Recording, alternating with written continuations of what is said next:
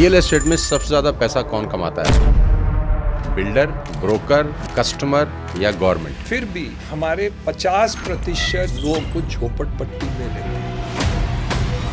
जब एक आम आदमी को आप बताते हैं कि 5 ट्रिलियन इकॉनमी हो जाएगा, वर्ल्ड की सेकंड थर्ड लार्जेस्ट इकॉनमी हो जाएंगे, लेकिन वो देखता है मेरे हालात तो वैसे के वैसे हैं। मैं क्या करूं 8% जीडीपी का जब लोग आज भी एक रात का खाना नहीं खा पाते। मेरे कंस्ट्रक्शन इंडस्ट्री में 20 लाख स्किल्ड वर्कर शॉर्टेज है। रियल एस्टेट में तो बहुत टोपी बाई लोग हैं। ताजमहल बेच दिया किसी ने, उसका नाम है लेक कासिम, वो 850 रुपये में मैं बेचा। एक फ्लैट अगर 10 बार सेल हो रहा है तो गवर्नमेंट को 10 बार स्टैंप ड्यूटी चाहिए। रोड तो 10 बार नहीं बन रहा, इलेक्ट्रिसिटी कनेक्शन भी 10 बार नहीं देने, क्यों चाहिए 10 बार स्टैंप ड्यूटी? आपकी लाइफ का कोई ऐसा डाउनफॉल? 40 साल में 40 बार तो हुआ। बहुत बड़ा नेशनल लॉस हुआ अभी एयर इंडिया। जो एआई में परिवर्तन आ रहा है वो अगले 3-5 साल के अंदर 20 लाख लोग बेकार बनेंगे। लोन लेकर फ्लैट बुक कराया, लोन का ईएमआई चल रहा है, ये सोच के लोन लिया था कि चलो किराए पे नहीं रहेंगे, लोन का ईएमआई से हमारा काम चल जाएगा। नरेंद्र मोदी के सरकार में तेजी ही चलने वाली है और मंदी कभी आएगी नहीं और जंग कभी होगा नहीं, वो होता नहीं। सोशल मीडिया पे ये डिबेट चलती है कि अनिल अंबानी उस लेगेसी को नहीं संभाल पाए जो धीरू भाई अंबानी की। We need 10,000 Mukesh Ambani. जो इतने बड़ी बड़ी ट्रांजैक्शंस होती हैं 200 करोड़, 300 करोड़, 400 करोड़, उसके पीछे सेलिंग स्किल क्या होती है कि वो आदमी 200 करोड़ का फ्लैट खरीद लेता है जिसमें ना छत अपनी है ना जमीन अपनी है। Do you need any reformation in the curriculum which we are teaching our students right now? कोई बच्चा अभी सुनने को तैयार नहीं है और सुनेगा भी। क्योंकि अभी बीच में एक मैं वीडियो सुन रहा था जिसमें बोइंग के एम्प्लॉय से किसी ने पूछा था will you travel in Boeing, तो he said no. Assured returns समझा दीजिए आप मेरी ऑडियंस को कि एश्योर्ड रिटर्न्स क्या उन्हीं का पैसा उनको वापस आ रहा है? उसका रियल एस्टेट और infrastructure will be the reason for 2% increase in GDP. Ayodhya का जो रियल एस्टेट मार्केट है, तो आपका तजुर्बा क्या बोलता है? लास्ट पॉडकास्ट मैंने की ना, उससे ये पॉडकास्ट ज्यादा अच्छा। तो इसका मतलब आपके सारे पॉडकास्ट से सबसे अच्छा वाला ये है। ये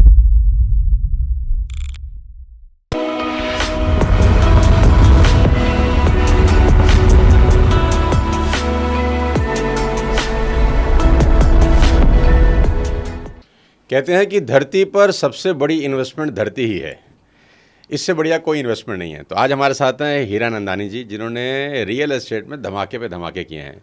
सर बहुत बहुत स्वागत है आपका, बहुत बहुत शुक्रिया, आपने अपना कीमती टाइम निकाला। खुशी होती है सोनू शर्मा से मुलाकात करते हुए, तो बहुत अच्छा लगता है आपसे जुड़ने में। मैं सबसे पहला सवाल आपसे पूछना चाहता हूं कि एक आम इंसान, एक मिडिल क्लास फैमिली का इंसान रियल एस्टेट में कैसे पैसे बना सकता है? क्योंकि रियल एस्टेट बहुत लोगों की पहुंच से बाहर निकल गया। बहुत सारे लोग चाहते हैं कि ज़मीन में इन्वेस्ट करें, पैसा लगाएं और एप्रिसिएशन भी लें, लेकिन जब गुड़गांव के रेट सुनते हैं 100 करोड़ का कोई फ्लैट खरीद रहा है, मुंबई के रेट सुनते हैं कोई 200 करोड़ का अपार्टमेंट बिक गया है, तो मिडिल क्लास फैमिली वाला आदमी तो छाती पे हाथ रख के बैठ जाता है कि खेल हमारे हाथ से बाहर निकल गया है। कहाँ जाए, क्या करे? एक याद रखना है कि वही मकान में जहाँ 2 लाख में बिका है वो फ्लैट, वही 2 साल पहले 50,000 में बिका है। तो एक ख्याल रखिए कि कितना उनको अप्रिसिएशन यही मकान के अंदर मिल सकता है। तो ज़मीन वही एक वस्तु है जहाँ एक करामत हो सकती है, और ये करामत सिर्फ मुंबई और गुड़गांव में नहीं होता, पूरे देश में होता है। और लेकिन हमें 2 बातें होती है, एक तो सही जगह हमें इन्वेस्ट करना है और सही लोगों के साथ इन्वेस्ट करना है। ये दोनों बात के ऊपर आप ध्यान रखें तो आप हमेशा कमाएंगे। कोई कम कमाते हैं, कोई ज़्यादा कमाते हैं, लेकिन सब कमाते हैं। हम 40 साल से इस लाइन में हैं। ऐसे प्रोजेक्ट नहीं आया है जहाँ 5 या 6 साल के बाद कोई ने नहीं कमाया हो। हमारे पास 25,000, 30,000, 40,000 लोग इन्वेस्ट किए हैं प्रोजेक्ट्स में, अलग अलग प्रोजेक्ट्स में। परसों में किए हैं, पवई में किए हैं, थाना में किए हैं, अलग अलग लोकेशंस पर किए हैं। लेकिन वो देखा जाए तो एक जितनी कमाई रियल एस्टेट में हुई है कोई लाइन में नहीं हुई, कैपिटल मार्केट्स में भी नहीं हुई। मैं आपको एक दाखला देना चाहता हूँ। जी जी, एक एग्जाम्पल देता हूँ। जी। हमारे पास एक बहुत अच्छी बिल्डिंग है जो 1991 के आसपास हमने बनाई थी पवई में, मुंबई में। उसका नाम है लेक कासल, और बहुत अच्छी बिल्डिंग बनाई। वो 850 रुपये में मैं बेचा वो बिल्डिंग, और बहुत मुश्किल से बेचा। 850 रुपये में? हाँ, फ्लैट? उस जमाने की बात है। तो वो लिए और बहुत स्लो बिका, लोग भरोसा नहीं था कि उसमें कुछ होगा। वो बिल्डिंग को एक डिज़ाइन आर्किटेक्चर के नाम से मशहूर बन गए, और हो गया और बिक गया। 2 साल के अंदर पूरे मकान बिक गए, 3 साल के अंदर मकान लोग रहने को आ गए। 1 साल पहले कोई सेल कर रहा था वो फ्लैट में, उसको पहचान थी, जो खरीदने आया था वो मेरे पास मिलने आया, बोले कि भाई मैं वो रीसेल में फ़्लैट खरीद रहा हूँ। मैं बोला उसको तो मैं पहचानता हूँ। मैं फ़ोन लगा दिया, मैं बोला एक हमारे पास ग्राहक है, मस्ती मस्ती में इससे बात हुई, और उनसे मैं बोला ऑफ़र कर रहे हैं आपको। क्या ऑफ़र कर रहे हैं? 40,000 रुपया फुट। कितना? 40,000 रुपये स्क्वायर फुट, जिसकी टोटल कॉस्ट 850 रुपये थी। बस जो मैंने बेची थी। बेवकूफ़ था। और तो उसकी बात है। और फिर वो बोले साहब ये हीरानंदानी का मकान है, और आपको पता है लेक कासल कितना बेहतरीन बिल्डिंग आपने बनाई है, तो मैं तो 45,000 रुपये फुट में बेचना चाहता हूँ, लेकिन आपने फ़ोन किया है इसलिए 42,000 रुपीज़ अ फुट में मैं दे दूंगा। और जो खरीदने वाला था वो खुश हो गया, उसको 42,000 रुपीज़ अ फुट में वो रीसेल फ्लैट मिल गया।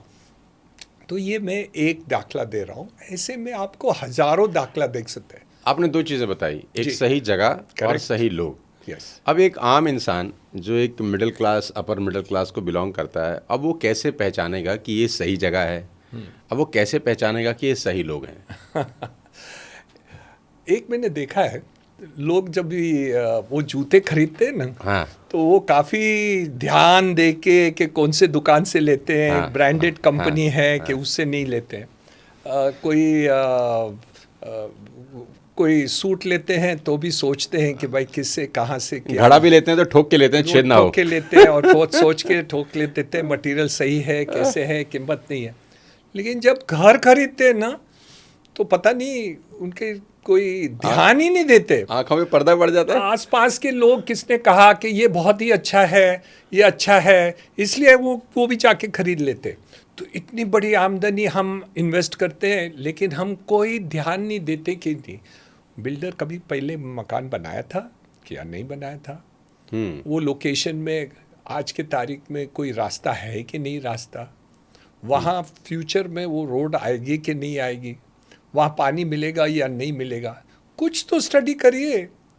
आप लाखों करोड़ों रुपए की इन्वेस्टमेंट करते हैं और इसके ऊपर कोई ध्यान देते नहीं। तो मेरे अंदाज से पहले जो क्या आपके हिसाब से कोई 4-5 चीज़ें हैं जिस पे ध्यान देना बहुत ज़रूरी है before investing in real estate? Yes, you must. और क्योंकि बहुत पैसे हम दे रहे हैं, ऐसे नहीं है कि कोई जूता है या कमीज़ है या कुछ है सही नहीं निकले तो हम बदली कर देंगे और वो हमको वो कीमत चुकाने में कोई दिक्कत नहीं हो। तो मेरे अंदाज से थोड़ी स्टडी करने की ज़रूरत है। दूसरी बात रहते हैं कि जो बोलते हैं जो लोगों के पास एक्सपीरियंस हो, जो कंपनीज 5 साल 10 साल 15 साल 20 साल वहाँ काम कर रहे हैं, वही काम कर रहे हैं और डिलीवर कर रहे हैं, उनके ऊपर आप ज़्यादा भरोसा कर सकते हैं, क्योंकि उन्होंने 30 साल से मकान बना रहे हैं, डिलीवर कर रहे हैं, तो उनके पास आप ज़्यादा भरोसा कर सकते हैं कि जो वो बात करते हैं वो सही है। तीसरी बात, एक और बात है, आज की तारीख में हमारे पास एक रेगुलेटरी बिल आया है, रियल एस्टेट रेगुलेशन एक्ट। उसमें पूरे डिटेल हर प्रोजेक्ट की आपको वेबसाइट पर मिल जाए, उसकी हर स्टडी हर प्रोजेक्ट की जो अप्रूवल आ गया है उसके हैं। और आपको कोई भी प्रोजेक्ट आज की तारीख में बिना वो रेगुलेटरी अथॉरिटी की स्टडी करने के बाद पहले आपको लेना नहीं चाहिए, क्योंकि आपको पूरी जानकारी मिल जाएगी, कितने मकान हैं, क्या अम्यूनिटीज़ देंगे, क्या अग्रीमेंट होगा, कैसे होगा। वेबसाइट पे रहता है, वो वेबसाइट तो वेबसाइट का लिंक लगा देते हैं, लगा है ना? देते हैं, बेटर रहेगा तो कि लोग बाग आराम से और कंपलसरी आज है कि जो भी बेचते हैं तो वो लिंक तो आपको इमीडिएटली मिल जाता है, वो आपको देखना है, वो लिंक आप देख लीजिए तो आपको पता है। तो थोड़े कुछ स्टडी करिए, लोग नहीं कर रहे। सर रियल एस्टेट में तो बहुत टोपीबाज लोग हैं सर। ऑफकोर्स है। सर वो ताजमहल बेच दिया किसी ने। अरे वो तो है। वो मूवी आई थी बंटी और बबली, आपने देखी होगी। नहीं, देखिए, बुरे लोग हर लाइन हर में फील्ड हैं। में है। लॉयर्स में है, डॉक्टर्स हाँ, में हाँ, है, हर फील्ड पॉलिटिशियंस में। में, ब्यूरोक्रेट्स में है, सब में है। लेकिन इतना बड़ा नुकसान वो लोग नहीं कर सकते जितना आपको मकान खरीदने में नुकसान पूरी कर जिंदगी सकते। का पैसा चला जाता है वही बात है। तो मैं क्या कहना चाहता हूँ कि ये आप थोड़ी जानकारी कराइए, पूछिए, और थोड़ी रिसर्च करने से और स्टडी करने से आपको कोई चांसेस बहुत ही कम हो जाएगा कि आपका कोई नुकसान हो। देखिए हमारे बगल में नोएडा है। नोएडा में पिछले रेरा आने से पहले इतना प्रॉब्लम हुआ कि लोगों का पैसा लगा है, किसी को डिलीवरी नहीं मिला, किसी को मकान की चाबी नहीं मिली। उन बेचारे लोगों ने क्या कहते हैं लोन लेकर क्या बोलते हैं फ्लैट बुक कराया, लोन का ईएमआई चल रहा है, ये सोच के लोन लिया था कि चलो किराए पे नहीं रहेंगे, लोन का ईएमआई से हमारा काम चल जाएगा। अब ना तो उनको फ्लैट मिला और बैंक का लोन का चक्कर एज इट इज़ घूम रहा है उनको। 8-8 साल हो गए, 10-10 साल हो गए, बेचारे लोग पूरे नोएडा, ग्रेटर नोएडा के अंदर बहुत परेशान हैं। रेरा आने की वजह से थोड़ा सा सुकून तो मिला है, लेकिन आज भी हजारों लोग ऐसे हैं जिनको चाबी नहीं मिली उनके मकान की। वो प्रॉब्लम हम नरेटको का मैं चेयरमैन हूँ तो इसलिए बातचीत चल रही है, इसको कैसे हम सुलझाया जाए। जितने भी प्रोजेक्ट्स बाकी हैं, हमने स्वामी फंड एक खड़ा किया था सरकार की सहूलत से, उसमें काफ़ी प्रोजेक्ट्स को हमने कुछ उसका रास्ता निकाला है, और दूसरे भी प्रोजेक्ट्स की हम बातचीत कर रहे हैं। अभी हमारा एक प्रपोजल है सरकार को कि 5 स्वामी फंड्स क्रिएट किया जाए, जहां अलग अलग बैंक्स और फाइनेंशियल इंस्टीट्यूशंस ये जितने भी अटके हुए प्रोजेक्ट्स हैं बाकी के, उसको टेक ओवर करके उसका कोई मार्ग निकाले। अभी तक निकला नहीं है, लेकिन हम चाहते हैं कि कुछ कम समय में ये करें। लेकिन आप देखें शिकायतें जो है ना, वो 2 किस्म के हैं, रेरा आने के पहले और रेरा आने के बाद। रेरा आने के पहले जितने शिकायत हैं वो लगभग 80-85% है, और रेरा आने के बाद जितने शिकायत हैं वो 15% है, या शायद कोई कोई जगह तो 5% ही है। तो मेरे अंदाज से ये जो कल की बात आप चल रही है, और आपको पता होगा कि नोएडा और ये ग्रेटर नोएडा के जो प्रॉब्लम्स रहे हैं उसके कारण ही रेरा आया है। तो थैंक्स बोलना चाहिए उनको। थैंक्स तो नहीं बोलना चाहिए, लेकिन क्योंकि काफ़ी लोग उसमें परेशान हैं और परेशान हो गए, और अच्छे अच्छे कंपनियां भी ख़त्म हो गई उस समय में। तो मेरे अंदाज से एक ही बात है कि आने वाले कल में आपको कम परेशानी होगी, पर थोड़ा धीरे से कुछ स्टडी करके आप करेंगे। रेरा आने के बाद एक फ़ायदा है कि क्योंकि जितने भी पैसे आप इन्वेस्ट करते हैं, 70% कंपल्सरी बिल्डर को अलग अकाउंट में रखना पड़ता है। वो सिर्फ वो उस पैसे को किसी और प्रोजेक्ट में यूज नहीं कर सकते। तो अप टू 30%, क्योंकि वो लैंड कॉस्ट के ऊपर निर्भर है, तो वो यूज़ कर सकते हैं, बट 70% यूज़ नहीं कर सकते। तो और जो अच्छे बिल्डर्स हैं, नामचीन बिल्डर्स हैं, वो कभी भी इसको आगे पीछे नहीं करते। तो मेरे अंदाज से आप ऐसे लोगों से लें जो आप पता है वो ठीक नहीं है। वो बिल्डर के पास लोग खरीदने को जाते हैं, कुछ तो आप उसकी भी रिसर्च करिए, सही है कि क्या है। आप छोटी छोटी घड़ियाल का आप खरीदते हैं तो वो आप ब्रांड देख के देखते हैं, कुछ करके स्टडी करके लेते हैं, वेबसाइट पर जाते हैं, सोनू शर्मा को सुन लेते हैं। तो ये सब आप करने के बाद आप कुछ खरीदते हैं, पर मकान में ये नहीं करते हैं। और मेरे अंदाज से इसके ऊपर ध्यान देने की आवश्यकता है, लेकिन फ्यूचर आपको कम शिकायतें मिलेंगी। मेरा बड़ा सिंपल सा आपसे एक सवाल है कि ये जो एश्योर्ड रिटर्न वाला खेल चलता है, बहुत सारे बिल्डर लोग लगाते हैं कि आप हमारे को पैसा दीजिए, हम आपको एश्योर्ड रिटर्न ज़रूर देंगे। गलत है। तो मुझे एश्योर्ड रिटर्न समझा दीजिए आप मेरी ऑडियंस को कि एश्योर्ड रिटर्न्स क्या उन्हीं का पैसा उनको वापस आ रहा है, ऐसा है, या एक वो गाजर है जिसके चक्कर में बहुत सारे ग्राहक फंस जाते हैं? एश्योर्ड रिटर्न्स बेसिकली जब तक कैपिटल, वो कंपनी के पास इतनी कैपिटल है या वो हजारों प्रोजेक्ट चलाते हैं और उनकी इन्नेट कैपेसिटी है कि वो एश्योर्ड रिटर्न्स आपको दे सके, मेरे अंदाज से ऑर्डिनरी कंपनी ये नहीं कर पाती। और मार्केट की तेजी में वो दे देंगे और मार्केट की मंदी पर वो दे नहीं पाएंगे। तो मेरे अंदाज से 90% जो ये स्कीम्स हैं वो ये उम्मीद रखते हैं कि मार्केट ऊपर ही जाने वाला है। तो जैसे अभी आप देखें कोई जंग हो गया जैसे हो रहा है, या कोविड आ गया, या कोई डिमोनेटाइजेशन हो गया, डिमोनेटाइजेशन हो गया, जीएसटी आ गई, उसके पहले हम काफ़ी दूसरे प्रॉब्लम्स आए, लीमन क्राइसिस जो थी, पूरे वर्ल्ड में रिसेशन आए। तो ये जो अश्योर्ड रिटर्न्स है ना वो ज़ीरो हो जाती हैं ऐसे सिचुएशंस। तो आपको ये रिस्क प्रोफाइल आपको समझ के आपको ये लेना है कि तेजी में आपको पैसे नक्की मिलेंगे और मंदी में पैसे आपको नक्की नहीं मिलेंगे। जो रिस्क प्रोफाइल आप गिनते हैं वो रिस्क प्रोफाइल लेके आप फिर उसमें इन्वेस्टमेंट करें तो कर लीजिए। तो ये एक रिस्क प्रोफाइल होता है। जैसे आप कैपिटल मार्केट्स में कैसे आप समझते हैं कि इसमें आप पैसे डालें तो हमें पैसे मिलेंगे। अश्योर्ड रिटर्न्स तेजी की रिटर्न्स है, मंदी की रिटर्न्स नहीं है। क्या बात है, मंदी में कलैप्स होने की पॉसिबिलिटीज बढ़ जाती है। 100%। तो सिर्फ एश्योर्ड रिटर्न के लालच में इन्वेस्टमेंट नहीं करना चाहिए, अनलेस वो कंपनी जैसे टाटास कोई हो, टाटास आपको अश्योर्ड रिटर्न्स देते हैं तो उनके पास अनलिमिटेड कैपिटल फ्लोज, प्रोफाइल बहुत बड़ा होना चाहिए। प्रोफाइल इतना होना चाहिए कि वो मंदी के क्राइसिस में भी आपको अश्योर्ड रिटर्न्स दे सकते हैं। अभी वैसे कंपनी हो तो अलग बात हो जाती है। क्योंकि अश्योर्ड रिटर्न तो आजकल हर दूसरी तीसरी कंपनी आपको ऐसा बांट रही है जैसे कि उनके पास अबंडेंस ऑफ मनी पड़ा है। क्योंकि हर एक को उम्मीद है कि नरेंद्र मोदी के सरकार में तेजी ही चलने वाली है और मंदी कभी आएगी नहीं और जंग कभी होगा नहीं और प्रॉब्लम कभी आएगी नहीं और रिसेशन नहीं। वो होता नहीं, वो सवाल ही नहीं है।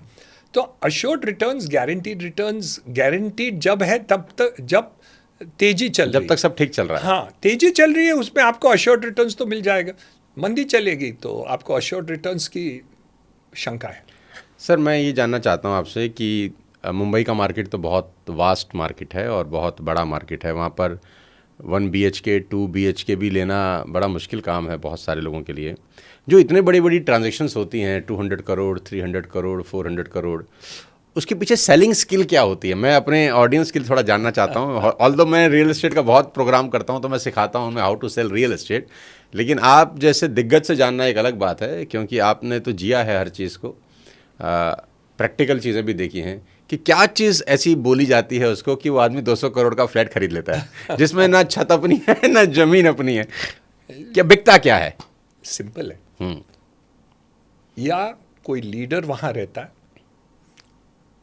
या कोई अमीर सेलिब्रिटी वहाँ रहता है। तो बॉम्बे में आप देखेंगे मलबार हिल में मुख्यमंत्री रहते हैं, अंबानी साहब रहते हैं, रुइया साहब रहते हैं, गोदरेज साहब रहते हैं। ये एरिया में कोई भी मकान हो तो उसकी एक कॉलर ऊंचे करने की, हमारे पड़ोसी अंबानी साहब हैं। बांद्रा जुहू देखिए अमिताभ बच्चन रहते हैं, बांद्रा में देखिए शाहरुख खान साहब देते हैं। ऐसे अलग अलग जो एरियाज में जो अच्छे लोग रहते हैं, जो नामचीन लोग रहते हैं, तो एरिया का नाम बन जाता है। और उसमें और भी जितने आसपास में फैसिलिटीज़ बने हुए हैं वो भी टॉप क्लास के होते हैं। तो वहाँ क्लब्स भी होते हैं, डाइनिंग एरियाज़ भी होते हैं, अच्छे रेस्टोरेंट्स भी बन जाते हैं। तो ओवरऑल जो माहौल होता है वो रिच एंड फेमस का होता है। तो इसका एक हेल्प करता है कि इसको आउटस्टैंडिंग बन जाती है। तो जितने भी लोग आते हैं ना, अभी कोई नागपुर से आया या कोई भी फरीदाबाद से या कहाँ से भी आया, वो मुंबई आते हैं, उसने डगला पैसा बना दिया है। तो वो क्या बोलेंगे, अमिताभ बच्चन के घर के बगल में मेरा मकान है। वाह वाह वाह। तो वो फिर भाव नहीं पूछते, कॉस्ट नेग्लिजिबल हो जाता है। इट इज अ ईगो, जो ईगो रहती है कि मैं उनके मकान के बगल में रहता हूँ या शाहरुख खान के बगल के मकान में रहता हूँ या मुकेश अंबानी साहब के घर के बगल में रहता हूँ, तो वो एक एड्रेस बन जाता है। उसके चक्कर में भी सामान बिकता है। इसमें चक्कर नहीं रहता, ये एक ईगो है। ये यहाँ नहीं है, हर जगह। दुबई में भी ऐसे ही है, मेरे बेटे ने 23 मरीना बनाया, वो second tallest residential tower in the world है, तो उनके भी नाम चिन्ह है। लोग मुझे आके मिलते हैं, मैं 23 मरीना में रहता हूँ या बुर्ज खलीफा के सामने रहता हूँ, तो वो एक पोजीशन है। लंदन की बात करिए, I am staying at height park, वहाँ सेफ्टी नहीं है हाइट पार्क में आपको चलने की, आपकी ज्वेलरी भी चोरी बहुत होती चोरी है, बहुत बहुत होती है। चोरी होती है। लेकिन हाइट पार्क में जितने भी हैं, एलन मित्तल साहब रहते हैं, स्वराज पाल साहब रहते हैं, ये साहब रहते हैं, तो वहाँ पूरे विश्व के काफ़ी एमिरेट्स के जो अरब हैं उनके सब मकान वहाँ हैं। तो वो नामचीन जगह है। चोरी बहुत होती है, लेकिन वो नामचीन जगह इतनी है कि लोग वहाँ 100 गुना ज़्यादा पैसे देते हैं। बगल में आप लेंगे तो 1/10 1/20 के भाव में आपको मकान मिल जाए, लेकिन उस एरिया में आपको 10 गुना से ज़्यादा तो सेलिब्रिटी बिकता है, सेलिब्रिटी बिकता है, पावरफुल पीपल जो होते हैं बिकता है। वहाँ होता है। बकिंगहैम पैलेस के नज़दीक हमारा मकान तो है। बच्चन साहब का जो अभी ये मकान है मुंबई वाला, क्या कॉस्ट है इसका, मुझे नहीं पता, पर आइडिया थोड़ा सा? 300-400 करोड़ रुपया मिनिमम होना 300-400 करोड़ रुपया। वैल्यू तो गिना जाता है ना। वो तो खरीदा था 30 साल पहले बच्चन साहब लेकिन हाँ, तो टोटल एरिया कितना है वो जहाँ वो रहते हैं? नो आइडिया, एग्जैक्टली नहीं है। मैंने सोचा वो भी बहुत बढ़िया इन्वेस्टर हैं, बहुत इन्वेस्ट करते हैं। वो तो काफ़ी इन्वेस्टमेंट कर, वो सब बॉलीवुड पूरे सब बहुत बड़े इन्वेस्टर्स हैं। तो आपकी नज़र में कौन सबसे अक्षय कुमार जी करते हैं, शाहरुख खान साहब करते हैं, एक्ट्रेसेस कितना करते हैं, सब इन्वेस्टमेंट करते तो हैं। ये कमर्शियल्स में इन्वेस्ट करते हैं या रेजिडेंशियल्स में? दोनों में करते हैं। रेजिडेंशियल में ज़्यादा करते हैं, लेकिन कमर्शियल में भी करते हैं। तो रेजिडेंशियल में इन्वेस्ट करने के पीछे आरओआई रीज़न है, रेंटल इनकम? ऐसे नहीं है, rental income is only transitory. उनकी अल्टीमेट ऑब्जेक्टिव कैपिटल अप्रिसिएशन रहती है।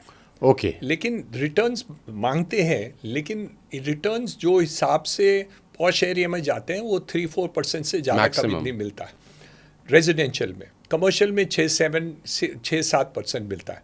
लेकिन ज़्यादातर वो लोग कंबाइन क्या करते हैं कि कैपिटल अप्रिसिएशन गिनते हैं तो उनको 12, 14, 16, 18% मिल जाता है, पर उनके लॉन्ग टर्म इन्वेस्टर्स हैं। शॉर्ट टर्म इन्वेस्टमेंट में नहीं मिलता, लेकिन लॉन्ग टर्म इन्वेस्टमेंट में डबल पैसे भी हो जाते हैं 5 साल में। मेरे कुछ रिसोर्सेज ने मुझे बताया मुंबई के अंदर कि दो लोग हैं, कि अक्षय कुमार और एक अजय देवगन। तो जो देवगन साहब हैं वो कमर्शियल प्रॉपर्टी में बहुत इन्वेस्ट करते हैं, और जो ये अक्षय कुमार साहब हैं ये रेजिडेंशियल प्रॉपर्टी में बहुत इन्वेस्ट करते हैं। क्या ये ठीक है? नहीं, मुझे नहीं पता, पर मुझे पता है कि अक्षय कुमार जी रेजिडेंशियल में काफ़ी इन्वेस्टमेंट किए हैं, कि वो पेपर में भी काफ़ी आ गया है। लेकिन मुझे डिटेल उनका पता नहीं है कि वो क्या करते हैं। शायद कमर्शियल में भी करते होंगे देवगन साहब का, मुझे पता नहीं है।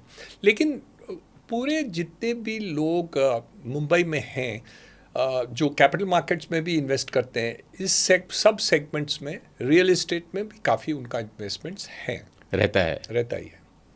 तो बेस्ट आपकी नज़र में मुंबई में कौन सा एरिया है जहाँ पर अभी पैसा लगा देना चाहिए, जिससे अगले 5-10 साल में थोड़ा सा लोग पैसा बना लें, कैपिटल एप्रिसिएशन भी हो और सेफ्टी भी हो?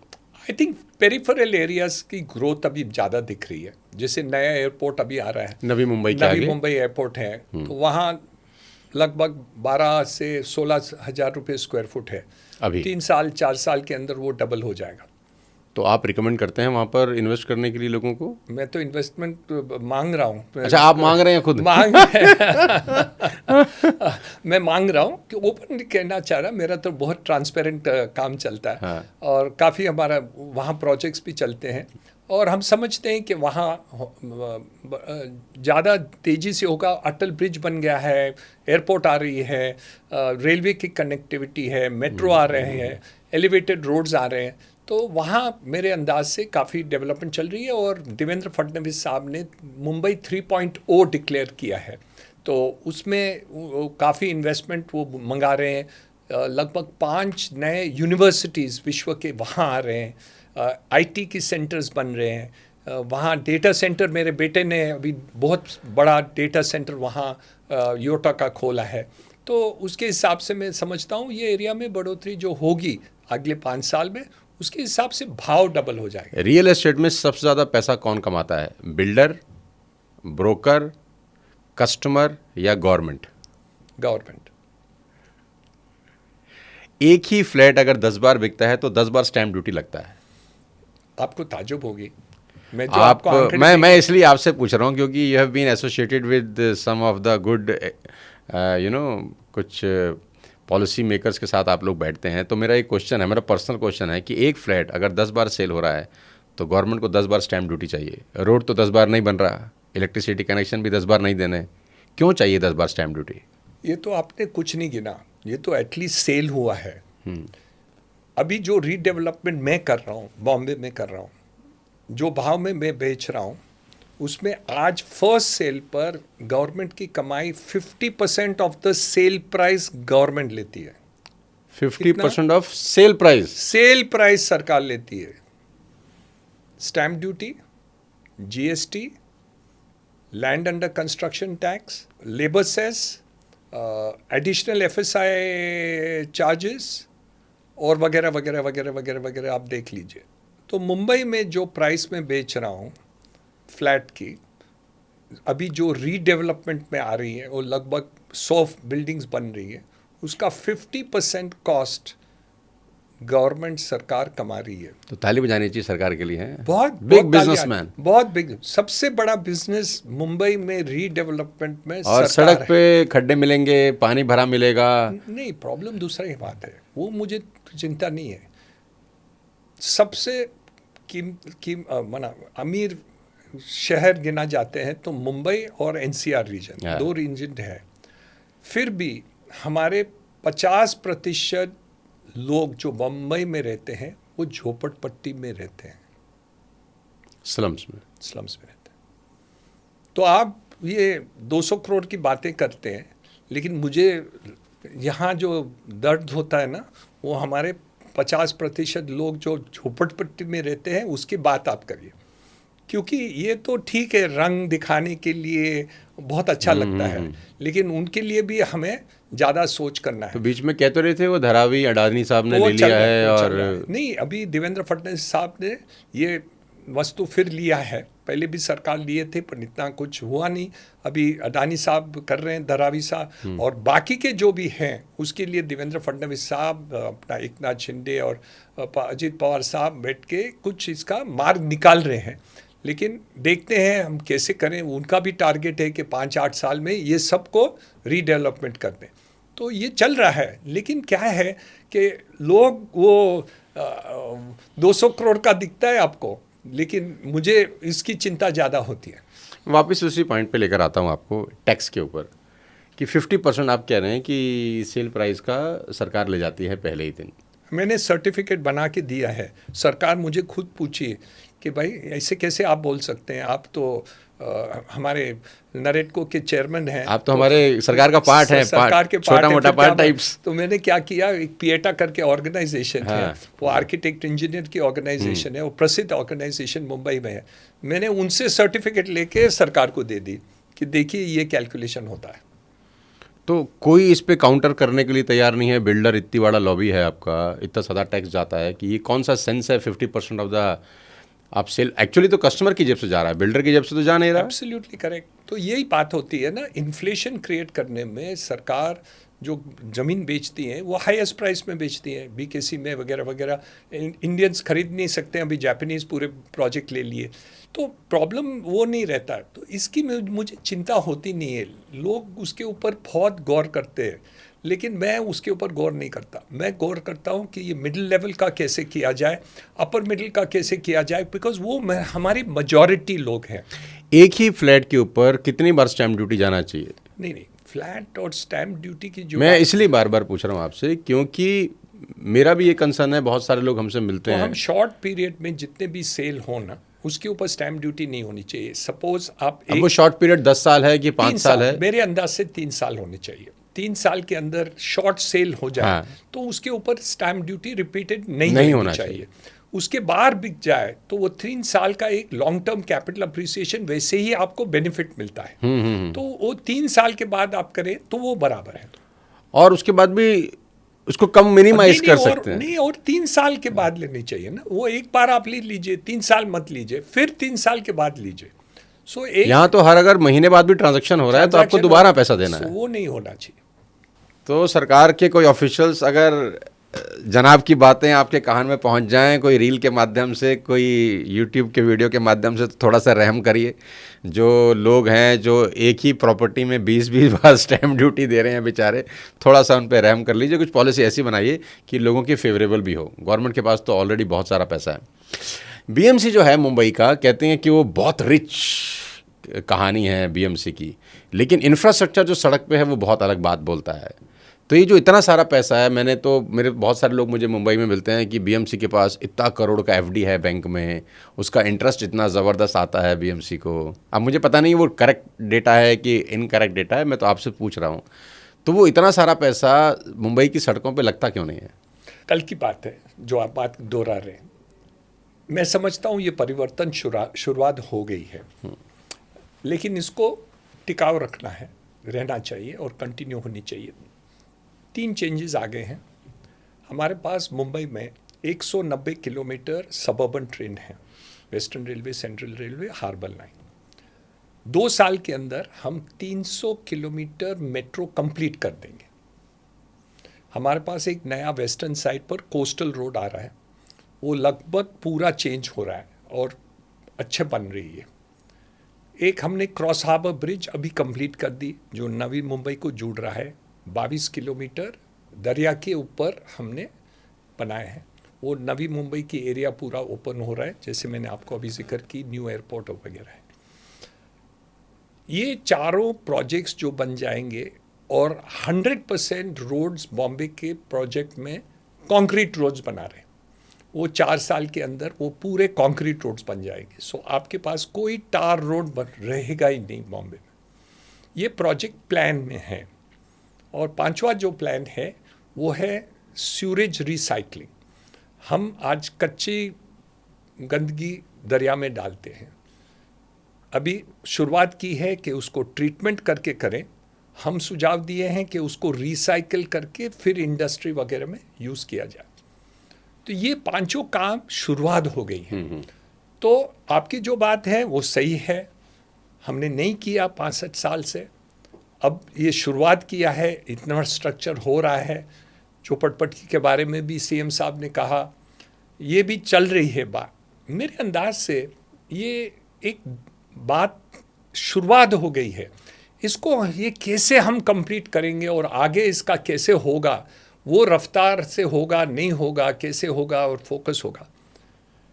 आज की तारीख में पैसे की कमी नहीं है। सरकार, कॉरपोरेशन की बात आप करती है, सरकार की बात करते हैं, हमारे इंस्टीट्यूशंस की बात करें, हमारे पास कोई पैसे की कमी नहीं है। सब प्रोजेक्ट्स के लिए हमारे पास पैसे हैं। एयरपोर्ट के लिए है, कोस्टल रोड के लिए है, मेट्रो के लिए, बुलेट ट्रेन के लिए है, सब कुछ के लिए पैसे हैं। और डबल प्रोजेक्ट्स भी आ जाएंगे, उसके लिए भी पैसे हमारे पास कम नहीं है, कोई चिंता नहीं है। आज मैं पेपर पढ़ रहा था, एक नया एलिवेटेड रोड हम जो MTHL कंप्लीट हो रहा है, वो कनेक्टिविटी टू जो हमारे बॉम्बे पूना रोड है उसके लिए एक दूसरा 11 किलोमीटर नहीं 6-7 किलोमीटर का एक नया एलिवेटेड चिल्ले से लेके एक्सप्रेसवे के ऊपर उन लोग शुरुआत कर दी है। तो जो आप पैसे की बात करती हैं ना, अभी वो नहीं है। अभी एक ही बात है, हम उसके ऊपर फोकस करें। पैसे हमारे पास हैं, हमारे देश के पास अब कोई पैसे की कमी नहीं है। एक इंटेंट होनी चाहिए और ये काम हो जाएगा। हम उम्मीद रखते हैं कि आपकी जो बात है ना वो कल रह जाएगी, आगे नहीं होगी। बहुत बड़ा रियल एस्टेट मार्केट डेवलपमेंट हुआ पिछले कुछ समय के अंदर अयोध्या में, करेक्ट? और पीछे न्यूज़ भी आ रही थी कि आपके बच्चन साहब ने भी बहुत बड़ा लैंड पार्सल अयोध्या में खरीदा, शायद लोधा ने बेचा है या पता नहीं, आई डोंट नो। आपको क्या लगता है अयोध्या का जो रियल एस्टेट मार्केट है, अयोध्या मतलब राम मंदिर के नाम पे ही बूम किया है उसने, लेकिन पिछले 1-1.5 साल के अंदर वो कुछ सैचुरेट भी हुआ है, जो मेरे पास न्यूज़ है अयोध्या को लेकर। बहुत लोगों के सेंटीमेंट्स हैं अयोध्या के अंदर। तो आपका तजुर्बा क्या बोलता है अयोध्या के रियल एस्टेट के लिए? अयोध्या की रियल एस्टेट तो बढ़ेगी, उसमें तो कोई दो मत नहीं है। जहाँ भी सरकार इंफ्रास्ट्रक्चर बनाते हैं वो ऑटोमेटिक बढ़ता है। नेशनल हाईवे बन गई, नया रेलवे स्टेशन बन गया, नए एयरपोर्ट बन गए, 10 किलोमीटर घाट बन गए, पूरा मंदिर इतना सुंदर बना है। मैं गया था वहाँ प्रतिष्ठान पर, वो करामत है। ऐसे सरकार को 100 जगह करनी चाहिए और हर जगह में रिलीजियस टूरिज्म हो जाएगा, हमारा तीर्थ स्थान बन जाएंगे, लोग वो संस्कृति के ऊपर ज़्यादा ध्यान देंगे, टूरिज्म बन जाएगा, देश की तरक्की होगी, लोगों को एम्प्लॉयमेंट मिल जाएगा। तो आप तो ज़मीनों के भाव बात करते हैं, उसमें कितना परिवर्तन आ गया है और क्या करामत बनी है। वहाँ फुटपाथ्स भी हैं, अयोध्या में फुटपाथ, ऐसे कोई सोचा था? गलियां नहीं थी पूरी, और वहाँ आप फुटपाथ पर भी वॉक कर सकते हैं। मैं खुद वॉक किया है। हार गई लेकिन बीजेपी चुनाव। देखिए, मैं पॉलिटिशियन नहीं हूँ और नहीं बनना चाहता हूँ। मतलब क्या रीजन रहा इतना डेवलपमेंट करने के बाद भी लोकल इलेक्शन हार गए? उम्मीद।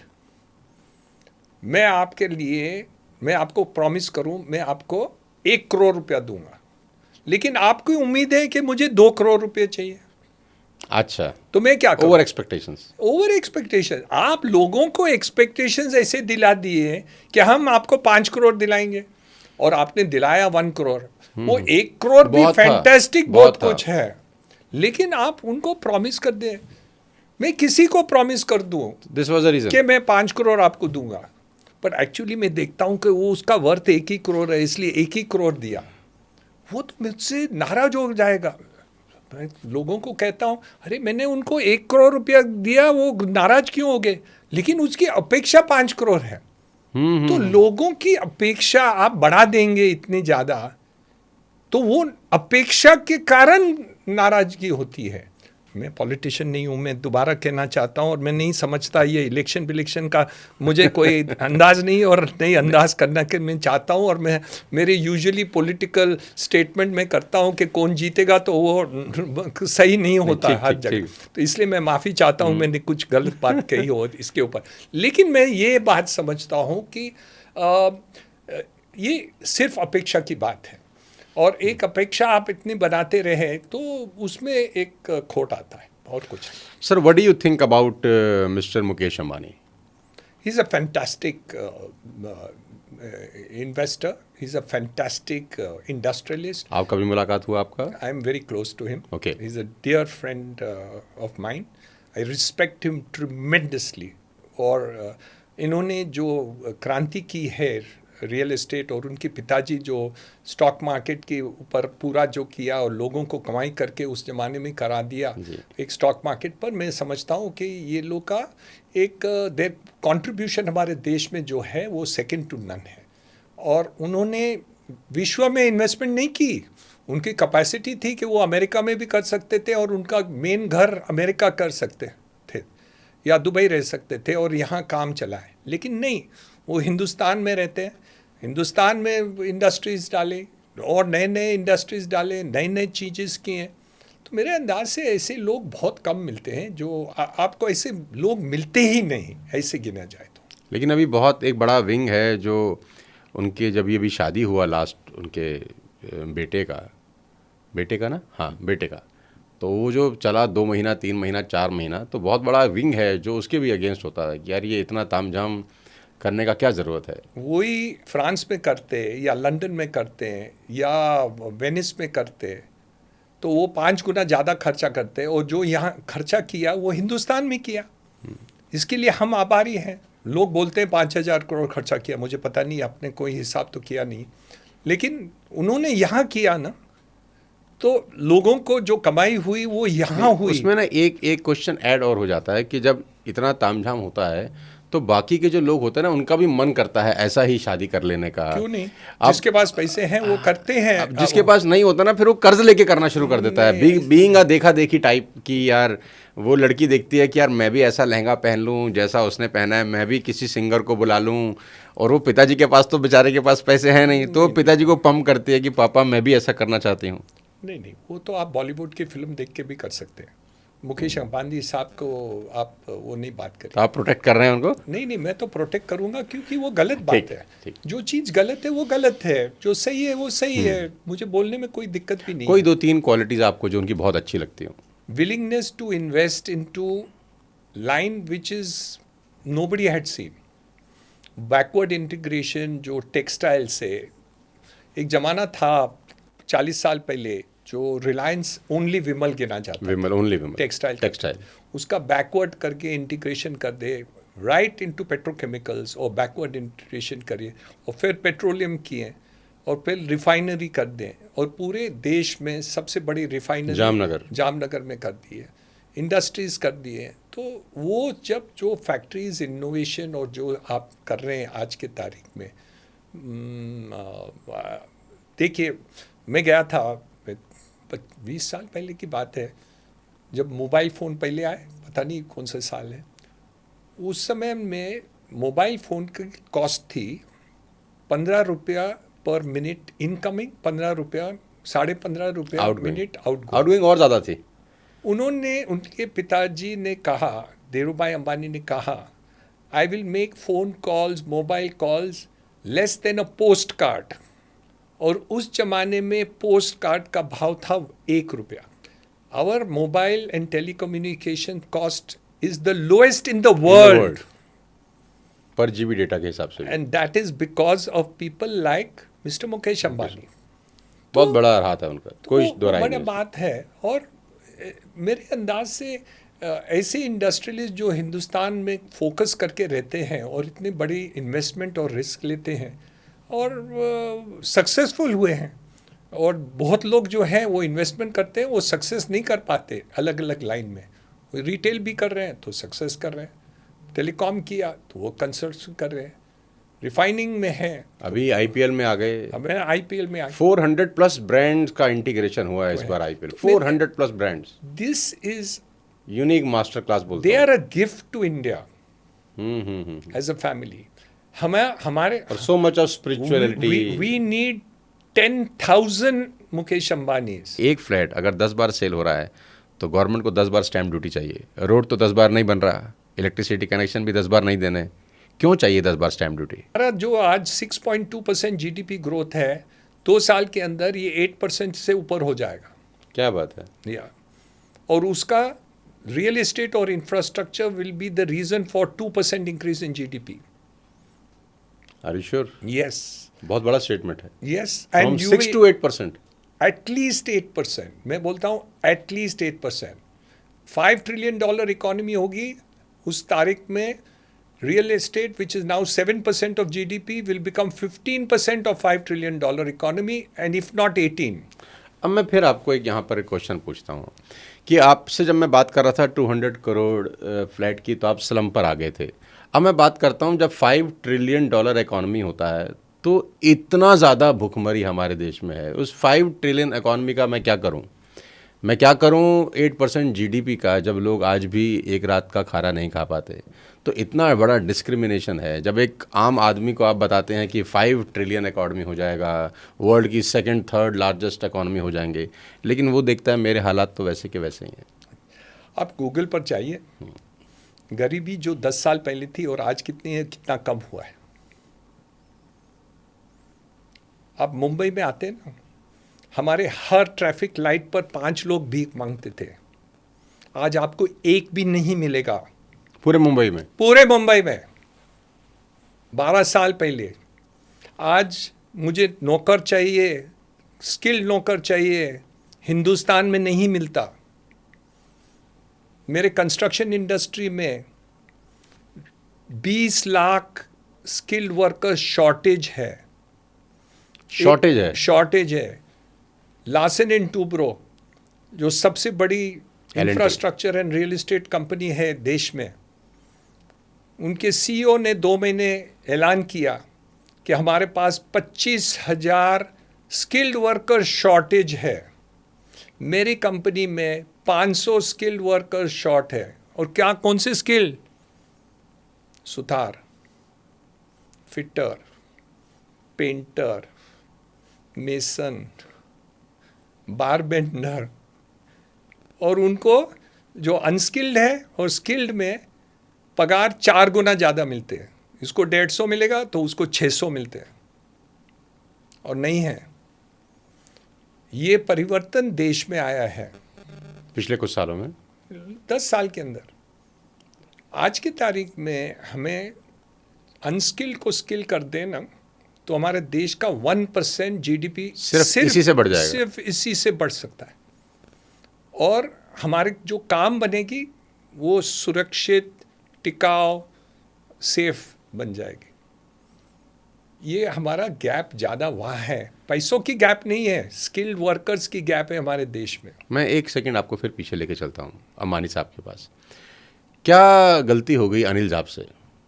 मैं जानना ही चाह रहा हूँ, ऑडियंस को ये समझ में आना चाहिए कि जब दोनों पार्ट हुए तो इक्वल पार्ट हुए होंगे। बहुत बड़ा क्या कहते हैं, सोशल मीडिया पे ये डिबेट चलती है बहुत सारे लोगों के बीच में कि अनिल अंबानी उस लेगेसी को नहीं संभाल पाए जो धीरू भाई अंबानी की थी।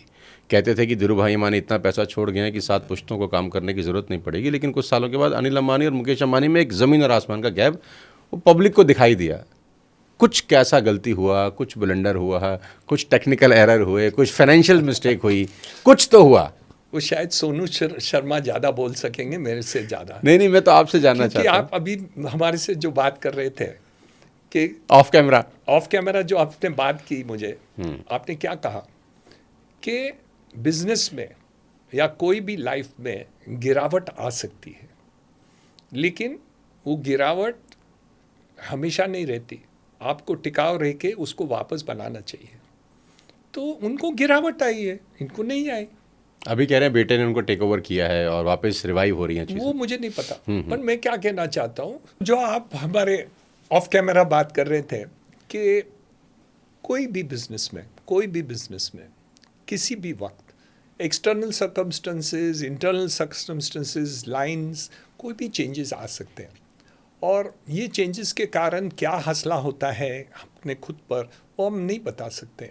तो इसलिए कोई भी बिजनेस हिंदुस्तान में हो या विश्व में है, फेलियर्स ऑटोमेटिकली होते हैं। इसलिए तो NCLT बनाया हुआ है। इसलिए तो हर एक देश में फेलियर्स के ऊपर कोई रास्ता निकालता है।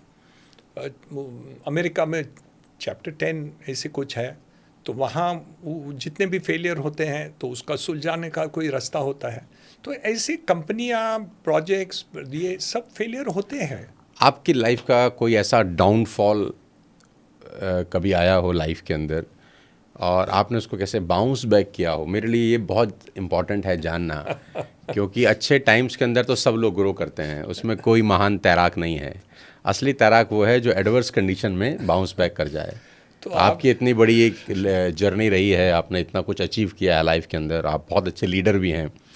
तो कुछ ऐसा ऑडियंस को बता पाएँ कि जब हार्ड टाइम आता है, सबके साथ आता है, आपके साथ भी आया होगा लाइफ में, तो ऐसा वो कौन सा टाइम था जिसमें आपको भी दर्द हुआ किसी भी तरीके से, फाइनेंशियल, स्पिरिचुअल, पर्सनल, और बाउंस बैक कैसे किया? 40 साल में 40 बार तो हुआ है। सेटबैक्स तो आते हैं, गिरावट आते हैं, बिजनेस में प्रॉब्लम्स होते हैं, फैमिलीज़ के प्रॉब्लम्स होते हैं, अलग अलग प्रॉब्लम्स होते ही हैं। फैमिली लॉस होता है, भाई गुजर जाने की बात होती है, पिताजी तो 96 में गुजर गए, फिर भी मुझे एक हौसला लगा। लेकिन एक ही था कि मुझे एक ही देखना था कि ईश्वर ने तब तक भी मुझे बहुत कुछ दे दिया है। पहले भी गिरा तो मैंने बोला कि 5 साल पहले जो मैं था उससे तो मैं बेहतरीन हूँ, लेकिन आज मैं गिरा हूँ और हम ये उम्मीद रखते हैं कि हम ये फिर ऊपर आ जाएंगे। पर्सनल ज़्यादा फीलिंग कहाँ होते हैं कि जहाँ हमारे खुद के लोग या नज़दीक के लोग हमको कोई तकलीफ़ देते हैं, वो मुझसे सहन नहीं जाता। लेकिन बाहर के जितने भी प्रॉब्लम्स हैं ना, मुझे इतनी तकलीफ़ नहीं देती। घर की एजुकेशन, सपोज़ जैसे आपने कहा डिमोनेटाइजेशन का मसला हो या कोई कानूनी तौर पर हो या मार्केट की गिरावट हो, ऐसे कोई प्रॉब्लम आते हैं, आउटसाइड प्रॉब्लम्स इम्पैक्ट नहीं करते। आउटसाइड प्रॉब्लम मुझे दिमागी कोई प्रॉब्लम नहीं होती। जब कोई नज़दीक के कोई भी फैमिली मेम्बर्स का कोई प्रॉब्लम होता है ना, तो मुझे सहन नहीं होता। ये मेरी वीकनेस है। हर एक की भी बहुत से प्रॉब्लम्स हैं, लेकिन ऐसे प्रॉब्लम्स को सहन नहीं कर पाते। तो बाउंस बैक कैसे करते हैं? वो बाउंस बैक क्या है कि एक ईश्वर के ऊपर भरोसा रहता है उस ज़माने में, और वो प्रार्थना ही करना पड़ता है कि हम उसको कैसे हम मुलाकात करते हैं, कभी कभी कोई मेंटर्स रहते हैं जिससे आप सलाहकार कर सकते हैं, उनसे जाके बातें कर सकते हैं, उनको मिल सकते हैं, उनसे हौसला ले सकते हैं। लेकिन उस समय अपनी कमज़ोरी बहुत ज़्यादा होती है। जो बिजनेस की सिचुएशंस है ना, वो मैं हमेशा मुझे इजी लग रहा है फेस करने का, क्योंकि फाइनेंशियल प्रॉब्लम आ गए, दिक्कत हो गई, लेट डाउन भी किया, इंस्टीट्यूशन कमिट किया था कि पैसे देंगे और नहीं दिए, 3, 4, 6, 5 महीने के बाद उसका ऑल्टरनेटिव मैं निकाल दिया। और मुझे उस समय पता नहीं दिमाग में ये कॉन्फिडेंस था कि एक दिन मैं इसको भी सुलझा दूंगा, एक अंदरूनी कॉन्फिडेंस रहता है। लेकिन जिस दिन हम वो कॉन्फिडेंस हमारा टूट जाए हमारे खुद पर, तो वो हौसला काम करने, this is I am saying from a business perspective side. Got it. So whether it is me or it is any other person who has made a business loss or a business difficulty, he has to keep working. गिर गया, उठ के start करो, ये नहीं चल रहा है, ये लाइन नहीं चल रहा है, दूसरा लाइन करना है, ये चेंजेस आ गए, कुछ नहीं करना है। मेरे अंदाज से छोड़ो आप 5 साल, अगले 5 साल में 20 लाख लोगों की नौकरी चले जाएगी। नेक्स्ट 5 years ये 5 साल में जिसकी नौकरी आज पक्की है, स्किल्ड, कंस्ट्रक्शन स्किल में तो उल्टा कमी है, लेकिन जो टेक्नोलॉजी में है, जो कोडिंग करते अबाउट AI, जो AI में परिवर्तन आ रहा है, वो अगले 3-5 साल के अंदर जो चेंजेस आएंगे, 20 लाख लोग बेकार बन जाएंगे ऐसे एक सेकंड में। और उनको स्किलिंग एंड रीस्किलिंग करने की बहुत आवश्यकता है, क्योंकि उनके पास वैसे ही क्वालिफिकेशन है, लेकिन उनको स्किलिंग चेंज करके नए स्किलिंग देने पड़ेंगे, क्योंकि वो लोग बहुत आज के तारीख में बहुत सही तरह से काम करते हैं, पैसे मिलते हैं, कमाई मिलते हैं, ग्रोथ हो रहा है, प्रमोशंस मिल रहे हैं, आगे काम कर रहा है, बिजनेस आ रहे हैं, और वो लोग रोज काम पर जाते हैं and they are very happy and successful, comfortable life, very comfortable lifestyle. लेकिन तो ऐसे जो चेंजेस आ रहे हैं ना, वो बहुत परेशान होता है, क्योंकि ऐसे नहीं है कि कोई 10,000 लोग बेकार हो जाएंगे, 20 लाख 20 लाख हो जाएंगे। और ये सिर्फ आईटी में नहीं, आईटी के यूज के कारण हम इम्पैक्ट उसका सब जगह, उसका काम पर रियल एस्टेट में होगा, उसके कॉम्पैक्ट होगा, बॉलीवुड पर होगा, उसके ऊपर कम्युनिकेशंस के ऊपर होगा, जैसे हमारे कॉल्स आज लेते हैं, this will all become automatic. So अभी हो गया है नहीं, पर ये तो अभी शुरुआत हुई है, इसका तो बहुत, ये तो बहुत प्राइमरी स्कूल जैसे हुआ है, इसका तो अभी परिवर्तन जो आएगा वो आप देख नहीं पाएंगे।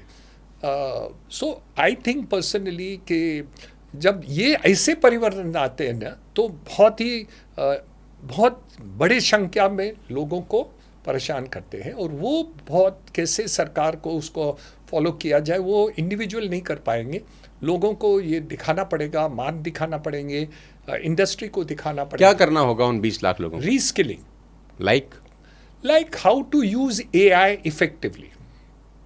सिर्फ कोडिंग करके नहीं चलेगा, AI will do all the coding, there will be no coders required, AI will do 90% of the coders. In construction line as well? In construction line, everything will change. In the next 5 years? Project management will change, financial planning will change, design buildings will change, everything will change. So it's become a extremely अलग level का transition. जैसे पहले computers नहीं थे और computers आगे, वो banking में बोलते थे कि इतने लोग बेकार हो जाएंगे, बेरोजगार हो जाएंगे, लेकिन बैंकिंग कितना बढ़ गया।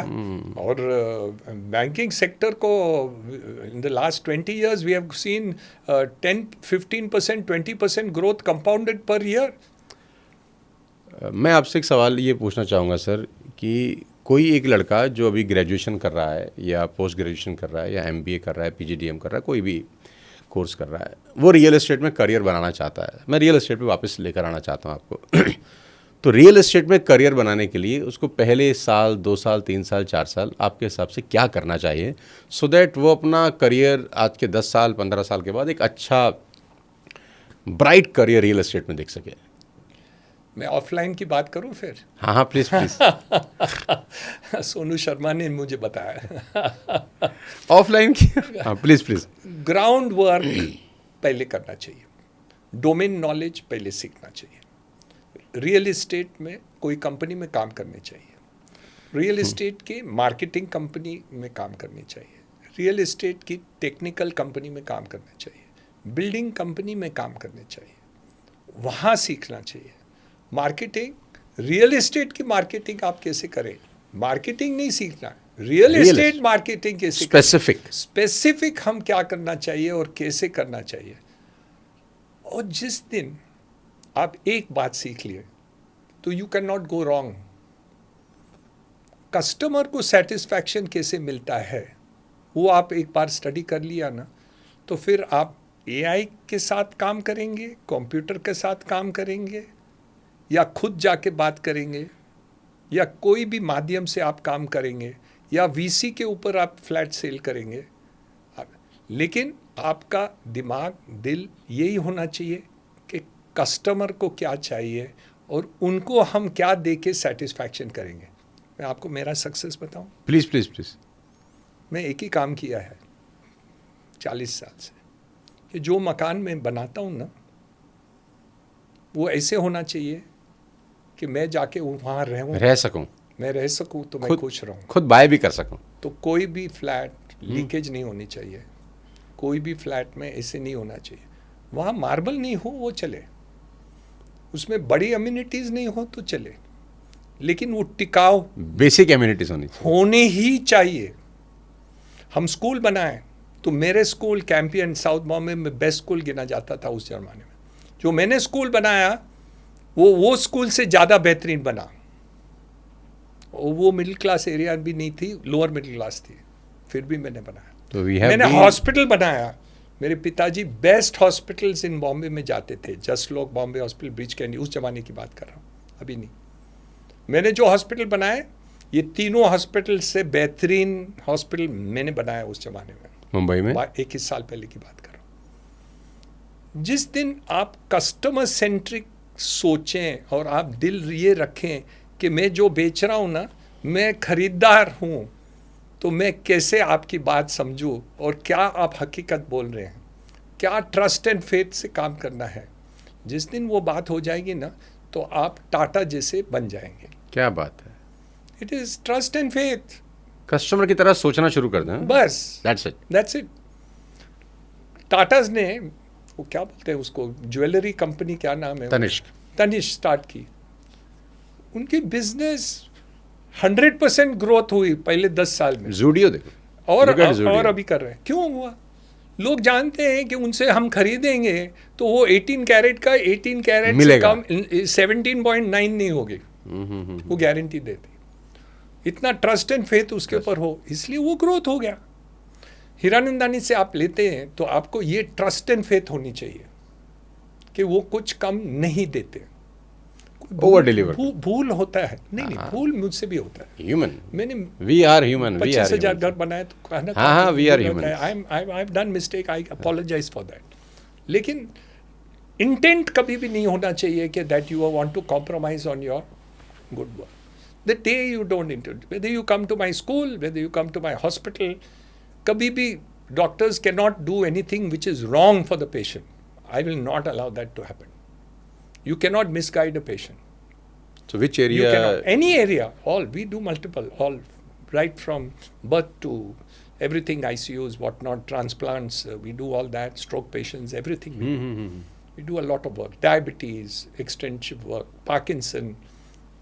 We are now part of Tata Parkinson Trust. Ratan Tata के साथ हमारे जुड़े हुए।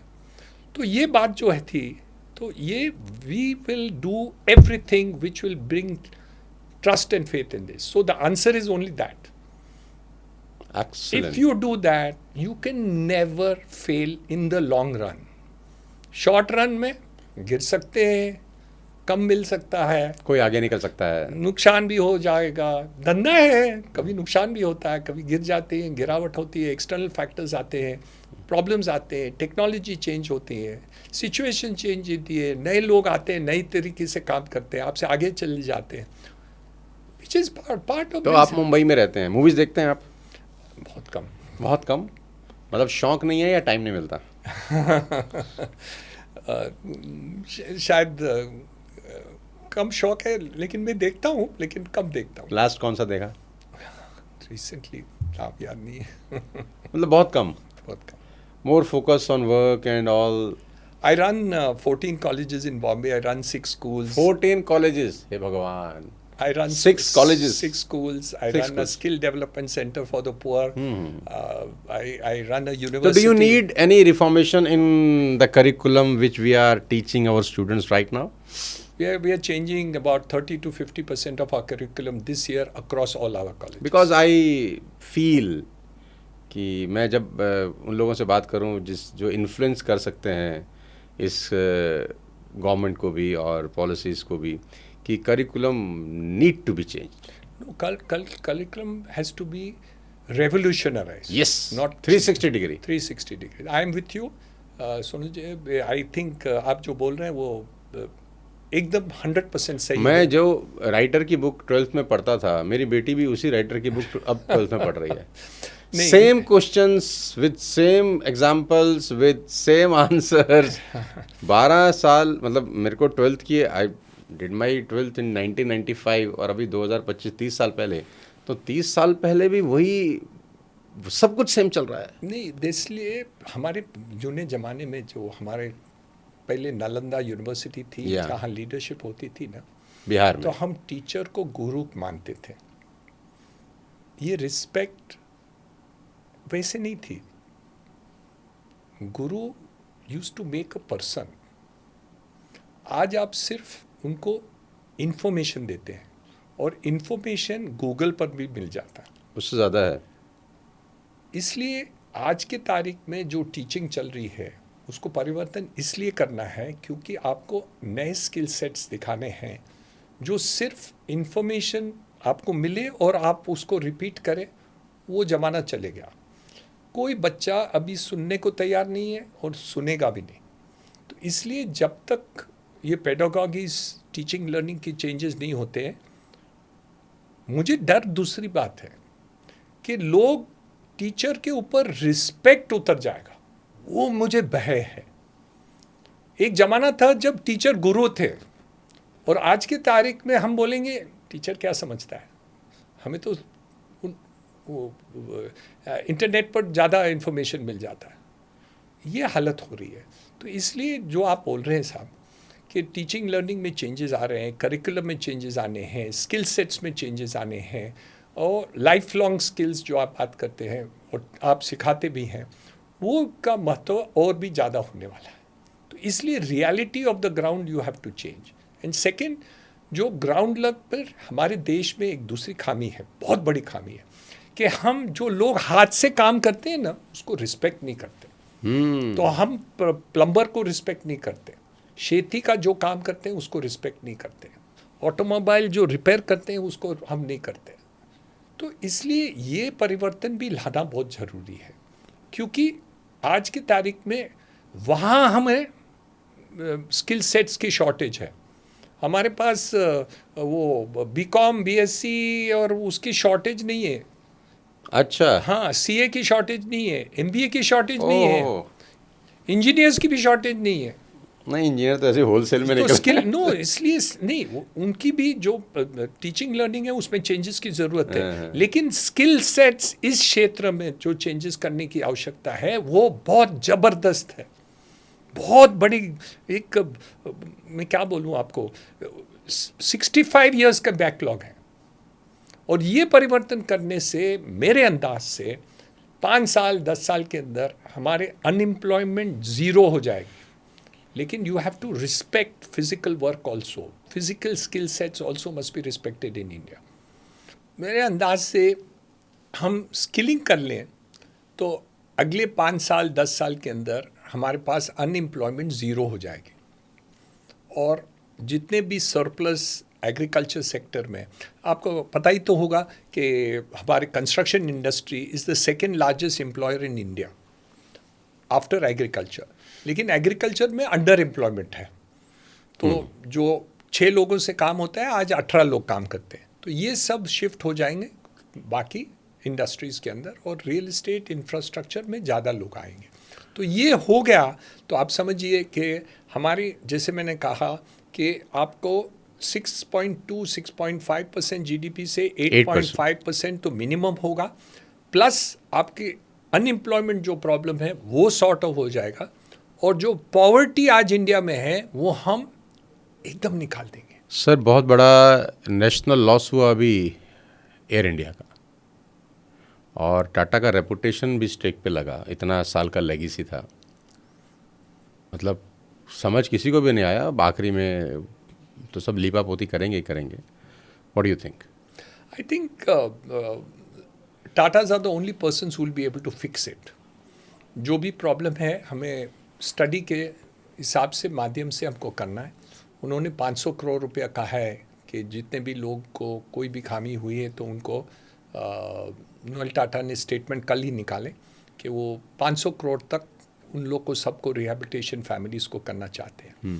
तो ये बहुत ही बड़ी कीमत वो चुका रहे हैं ये लॉस के कारण, लेकिन एक भरोसा वो लेके आएंगे वापस। अल्टीमेटली मैं समझता हूँ स्टडी के लिए मुझे वो ब्रांड के ऊपर काफ़ी ट्रस्ट है, और मैं समझता हूँ कि चंद्रा साहब जो उनके सीईओ हैं वो अभी उन्होंने कल परसों में चेंज भी किया है शायद, वो चेयरमैन साहब है, और मेरे अंदाज से उनका जो फोकस रहा है पूरा ग्रुप में, मुझे नहीं लगता कि ज़्यादा समय लगेगा इसको ये ट्रस्ट फैक्टर को वापस लेके आने। आपको ऐसा नहीं लगता कि कुछ नेग्लिजेंस भी हुआ होगा?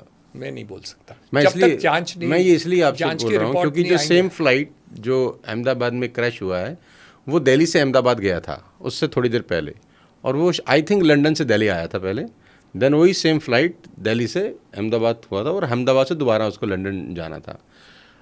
जो फ्लाइट दिल्ली से अहमदाबाद गई थी सेम बोइंग, उसी के अंदर एसी इज़ नॉट वर्किंग, जो सीट था रिक्लाइन नहीं हो रहा था, जो अंदर का टीवी नेटवर्क था वो नहीं चल रहा था। और ये बात किसने बताया? जो पैसेंजर दिल्ली से अहमदाबाद ट्रेवल किया था, उसने वीडियो शूट किया और उसने बताया see this is air India, AC is not working, seat is not reclining, और द मीडिया जो अंदर टीवी चलता है नॉट वर्किंग एट ऑल। ये सब कंसर्न ऑलरेडी थे उसी बोइंग के अंदर टेक ऑफ होने से पहले जो फ्लाइट दिल्ली से अहमदाबाद गई थी। I think report will give us all. अब कहने को तो ये बात है कि इसका हो सकता है इंजन फेलियर से कोई लेना देना ना हो, मैं मान लेता हूँ, लेकिन नहीं, ये जो हादसा हुआ है ना वो तो हर एक को दुखा है, और एयर इंडिया जैसे और टाटा ग्रुप के जैसे हम समझते हैं कि कभी ये प्रॉब्लम नहीं आना चाहिए। ये ह्यूमन फेलियर है, रिपोर्टिंग फेलियर है, इसकी स्टडी फेलियर है, टेक्निकल फेलियर है। पूरा बोइंग भी कर रहे हैं, हमारे देश के डीजीसीए भी कर रही है, वो भी जांच कर रही है, सरकार भी कर रही है। ये रिपोर्ट आने पर हमको पता पड़ेगा कि रियली क्या प्लॉट है और उनको क्या करना है। दूसरी बात है कि जो लास्ट 15 साल में जो एयर इंडिया है वो एयरक्राफ्ट नए नहीं लिए, पुराने चल तो ये सब पुराने चल रहे हैं। ऑफकोर्स ये एयरक्राफ्ट फिर भी कंपैरेटिवली नया गिना जाए तो मेरे अंदाज से वो लगभग 1000 प्लेन्स नए ऑर्डर किए।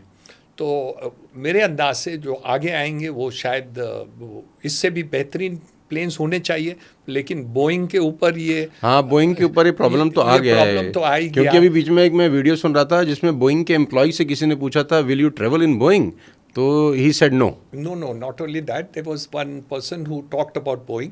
बट हमें इसके ऊपर फोकस करने की आवश्यकता है। हम नहीं देखना चाहिए कि बोइंग में क्या हो रहा है, हमें ये एक ही बात देखना है कि इसकी जांच के क्या रिपोर्ट आती है, वो क्या करती है। I think everybody is concerned, including Tatas, including me, including you, because I travel very frequently by plane, so we would like to have as much safety and all that. And I'm sure this will be. मन में डर तो बैठ जाता है। Of course होना चाहिए। I took flight 4 days back after that incident, तो आज तक कभी फ्लाइट में कोई 0.001% भी डाउट नहीं था, लेकिन जैसे वो इंडिगो का प्लेन टेक ओवर किया तो 10-5 सेकंड के लिए तो वन थिंग इज सर्टेन, हमने फ्लैग ऑफ तो जरूर किया कि फ्यूचर में all the airlines, all the people, all the aircraft manufacturers and people will take care. ये बहुत although it's a safest journey, still it's a safest journey. It is safer than traveling Yes, on yes, yes, our yes, highways in India. yes, yes. तो मैं समझता हूँ कि it will go on, but I think this is a sad story. Sir last portion पे हैं हम लोग अपने पॉडकास्ट पे, और मुझे लग रहा है कि जितनी देर हमने आपसे बात किया है तो मुझे तो बहुत अच्छा लग रहा है आपसे बात करके, मेरा मन भी नहीं आपको छोड़ने का, but I know you have a flight to catch. Last पे कोई 2-3 सिंपल सक्सेस प्रिंसिपल्स ऑडियंस के लिए, आपके पास इतना बड़ा विजडम है, नेक्स्ट 10 ईयर्स इंडिया में लोगों को क्या करना चाहिए सो दैट उनका लाइफ बहुत सुकून वाला हो, अच्छा हो और फाइनेंशियली बहुत अच्छा हो। पहली बात है कि हमें इम्प्रूवमेंट करने की ज़रूरत है। जो चलता है एटीट्यूड इंडियन साइकी के अंदर है वो कम करना है। रास्ता बुरा बना रहा है, वही इंजीनियर दुबई जाता है तो सही बनाता है। मकान बनाते हैं, उनके ऊपर ध्यान नहीं देते, वो 100 साल चलने चाहिए मकान, 20 साल के अंदर टूट रहे हैं। ये एक कल्चरल रेक्टिफिकेशन करने की ज़रूरत है। हमने कोई भी प्रोडक्ट आपको दे दिया, कोई भी सर्विस आपको दे दिया, हम यही बोलते हैं कि ये चल जाएगा, ये चल जाएगा। एटीट्यूड हमारे देश से निकालना पड़ेगा, किसी भी तरह से निकालने की ज़रूरत है। किसी भी तरह से रास्ता बनाया तो वो टिकाऊ होना ही है। सेकंड रेट, क्योंकि हिंदुस्तान है, क्योंकि इंडिया है, क्योंकि मुंबई है, क्योंकि दिल्ली है, इसलिए अच्छा होना ही है। जैसे आप बोलते हैं ना, जापान से ये मटेरियल आया, वो टिकाऊ होगा ही।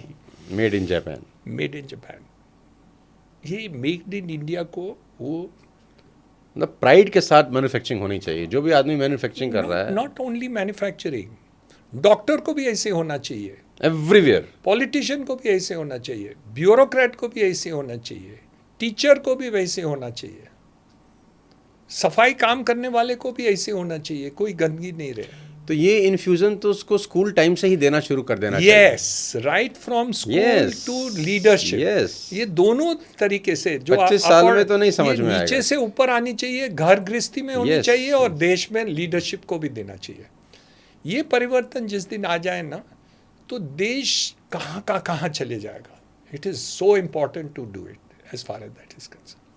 Second, we have to learn all the time. मैं एक दाखला छोटा देता हूँ।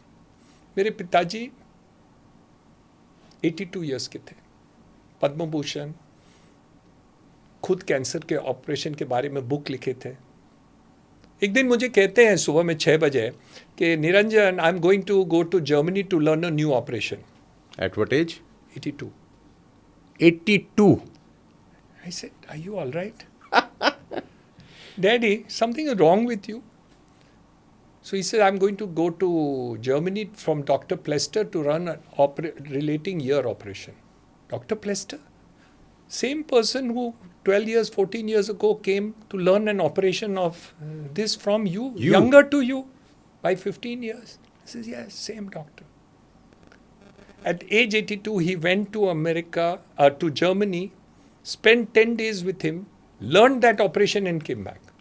Excellent. You have to be a learner all your life.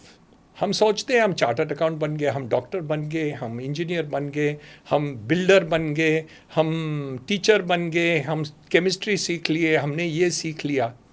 लेकिन उस दिन के बाद हमारा एग्जामिनेशन पीएचडी की हो गई, बीकॉम की हो गई, इंजीनियर बन गए, बस हम सीख गए। उसके बाद में सीखने की कोई ज़रूरत नहीं है। You have to be a learner all your life. जिस दिन आप वो करेंगे ना, तो आप this thing and all that. मैं बोलता हूँ कि ज़िंदगी की असली पढ़ाई ख़त्म होने के बाद शुरू होती है। World experience, grounded experience and all those things also teach you a lot. So at age 82, he went to Germany to learn a surgery. My God. from a junior doctor From a junior doctor. who was his student. See, no ego. No ego, humility. The third thing, because you said three things, the third thing is that you must learn to improve every day. मैं आपके साथ podcast कर रहा हूँ, दूसरी बार मैं कुछ भी करूँगा ना पॉडकास्ट ज़िंदगी में, तो ये पॉडकास्ट से वो ज़्यादा अच्छा होना चाहिए. अच्छा होगा. और जो लास्ट पॉडकास्ट मैंने की ना, उससे ये पॉडकास्ट ज़्यादा अच्छा तो इसका मतलब आपके सारे पॉडकास्ट से सबसे अच्छा वाला ये है. ये लगाना इंट्रो में. बिकॉज क्या है कि हम तरक्की नहीं करते ना, तो फिर उसका क्या फ़ायदा.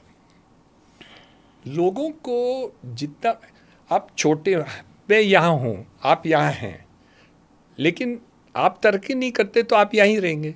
मैं तरक्की करते जाऊँगा तो एक दिन मैं आपसे आगे चले जाऊँगा, क्योंकि आप तरक्की करते ही नहीं. तो लोगों को ये सीखना है कि आप तरक्की कर लाइफ में करते जाओ जब तक It's a continuous process. It's a continuous Ongoing process. You have to be there. Change is the आपके only- देखिए ना, आप कितने बुक्स पढ़ते हैं, उससे ख्याल आ जाता है कि आप कितना पढ़ाई करते हैं. इतने सब जानकारी होने के बाद, इतने सब लोगों को सिखाने के बाद, इतने कॉर्पोरेट कल्चर करना, सेशंस करने के बाद भी आप पढ़ते रहते हैं, वो दिखता है. आपके रूम में कितने बुक्स पढ़े हैं. तो ये आपसे ही सीखना है कि कंटिन्यूअस स्टडी और पढ़ाई करने की आवश्यकता है. Change is the only constant thing. Change is and learning. Change क्या हो जाता है, चेंज तो बुरे के लिए भी हो सकता है ना. इम्प्रूवमेंट होनी चाहिए, क्योंकि आपको बुरे लोग भी मिलेंगे. ये शॉर्टकट है, वो भी चेंज है. ये इजी है, और उसमें जल्दी फंसता है, ट्रैप है. नहीं, वो उसमें ज़्यादा पैसे कमाए है, ओवरनाइट रिच. ओवरनाइट रिच है. तो चेंज नहीं, इम्प्रूवमेंट. आपको एक ही सोचना है कि हम आज जो है उसमें हम क्या इम्प्रूवमेंट कर सकते हैं, और नेक्स्ट टाइम हमारी मुलाकात होगी तो मैं कैसे इम्प्रूवमेंट करूंगा आपको मुलाकात करने में. मैं भी जब अपना 2 साल पुराना या 3 साल पुराना वीडियो देखता हूँ तो मुझे लगता है मैं कितना बकवास बोल रहा हूँ. यस, क्यों? क्योंकि मुझे आज लगता है कि मैं आज बेटर हूँ. Of course. अगर मैं 6 महीने पुराना वाला वीडियो खुद को देख लेता हूँ तो मुझे लगता है यार मैं कितना बकवास कह रहा हूँ इसके अंदर. और क्या अरे मुझे चांस मिलता है ये दोबारा करने के लिए, तो कितना अच्छा. मैं और अच्छा कर सकता था और इसको. अच्छा करता. अच्छा, उस वक्त तो मैं अपना बेटर वर्जन ही था. Of course. आज मुझे वो बेकार इसलिए लग रहा है क्योंकि आज मैं पहले से ज़्यादा अपडेट और अपग्रेड होके बात कर रहा हूँ. जी. तो मेरे अंदाज से ये 3 बातें से लोग को too good sir, too good sir, too good sir. और it was really a great talking with you. और thank you. We have learn so many things and you are so humble, so grounded और with great wisdom. I wish you all the very best. Thank you. और मुंबई आएंगे तो आपसे ज़रूर मुलाकात करेंगे. I invite you to come to Mumbai. और definitely Be with us. Stay in touch. Thank you so much sir, बहुत बहुत शुक्रिया. Thank you. तो गाइस, ये हमारे साथ हैं हीरानंदानी जी, जो अपने आप में एक यूनिवर्सिटी से कम मुझे लग नहीं रहे हैं. मन तो बहुत है इनसे बात करने का, लेकिन कभी मौका लगा तो एक बार फिर इनको अपने स्टूडियो में ज़रूर आमंत्रित करेंगे, सो दैट आपको और अच्छी बातें सीखने को मिले. और उम्मीद करता हूँ कि आज का सेशन, आज का एक छोटा सा पॉडकास्ट आपकी लाइफ में कुछ ऐड करेगा. अगली किसी और शानदार शख्सियत के साथ जल्द आपसे मुलाकात करता हूँ. तब तक अपने स्वास्थ्य का ध्यान रखिए. Thank you so much. जय हिंद.